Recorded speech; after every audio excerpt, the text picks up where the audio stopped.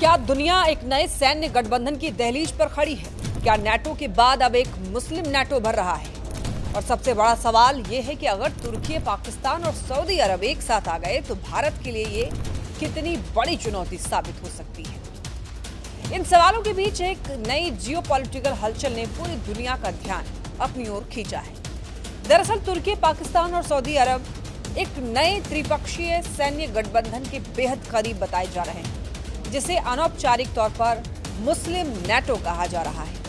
ये कोई आधिकारिक नाम नहीं है, लेकिन जिस तरह नाटो में एक पर हमला सब पर हमला का सिद्धांत लागू होता है, उसी तरह का ढांचा इस प्रस्तावित गठबंधन में भी देखने को मिल सकता है।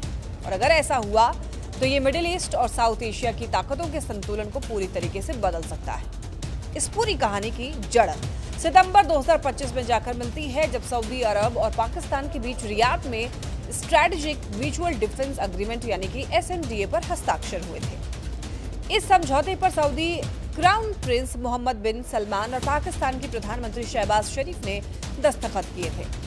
अब ब्लूमबर्ग की रिपोर्ट के मुताबिक तुर्की इस समझौते में शामिल होने के अंतिम चरण में है। अगर तुर्की तीसरा सदस्य बनता है तो ये सिर्फ एक कागजी समझौता नहीं, बल्कि एक मजबूत त्रिपक्षीय सैन्य ब्लॉक का रूप ले सकता है। SMDA की सबसे अहम और विवादास्पद शर्त है इसका कलेक्टिव डिफेंस क्लॉज, जो नाटो की आर्टिकल 5 जैसा है। इसका सीधा मतलब है कि अगर गठबंधन के किसी एक देश पर हमला होता है तो उसे सभी पर हमला माना जाएगा और तीनों देश मिलकर जवाब देंगे। यही क्लॉज इस समझौते को सामान्य रक्षा सहयोग से अलग और कहीं ज्यादा संवेदनशील बना देता है। अगर इस गठबंधन की ताकत को समझें तो ये एक तरह से परफेक्ट कॉम्बिनेशन नजर आता है। सऊदी अरब इस गठबंधन को पैसा, ऊर्जा, संसाधन और अरब और इस्लामिक दुनिया में मजबूत राजनीतिक प्रभाव देता है। पाकिस्तान अपनी बड़ी सेना, मिसाइल क्षमता और सबसे अहम परमाणु हथियारों के साथ इसमें रणनीतिक गहराई जोड़ता है।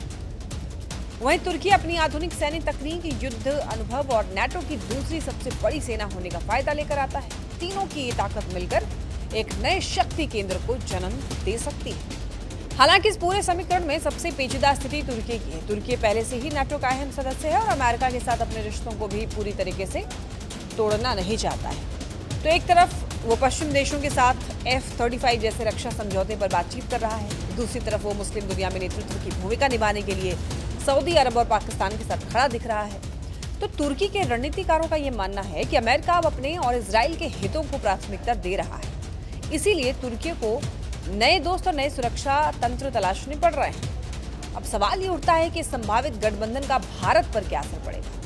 देखिए, अगर पाकिस्तान के साथ तुर्की और सऊदी अरब का ये म्यूचुअल डिफेंस पैक्ट लागू हो जाता है तो ये भारत के लिए एक नई रणनीतिक चुनौती बन सकता है। खास करके भारत पाकिस्तान के बीच किसी भी तनाव या टकराव की स्थिति में ये गठबंधन पाकिस्तान को कूटनीतिक और मनोवैज्ञानिक बढ़त दे सकता है। कश्मीर जैसे मुद्दों पर पाकिस्तान पहले ही तुर्की और सऊदी अरब से समर्थन की उम्मीद करता रहा है और ये समझौता उस समर्थन को और मजबूत कर सकता है। हालांकि भारत के पास भी अपने मजबूत कार्ड हैं। भारत सऊदी अरब के लिए एक बड़ा तेल खरीदार है और निवेश के लिहाज से भी बेहद अहम साझेदार है। तो ऐसे में सऊदी अरब के लिए ये आसान नहीं होगा कि वो पाकिस्तान के लिए भारत से सीधी टकराव की राह चुने। इसके अलावा तुर्की और सऊदी अरब के बीच मुस्लिम दुनिया के नेतृत्व को लेकर लंबे समय से प्रतिस्पर्धा रही है, जो इस गठबंधन की मजबूती पर सवाल खड़े करती है। तो कुल मिलाकर तुर्की, पाकिस्तान, सऊदी अरब का ये संभावित गठबंधन 21वीं सदी की जियोपॉलिटिक्स में एक बड़े बदलाव का संकेत देता है।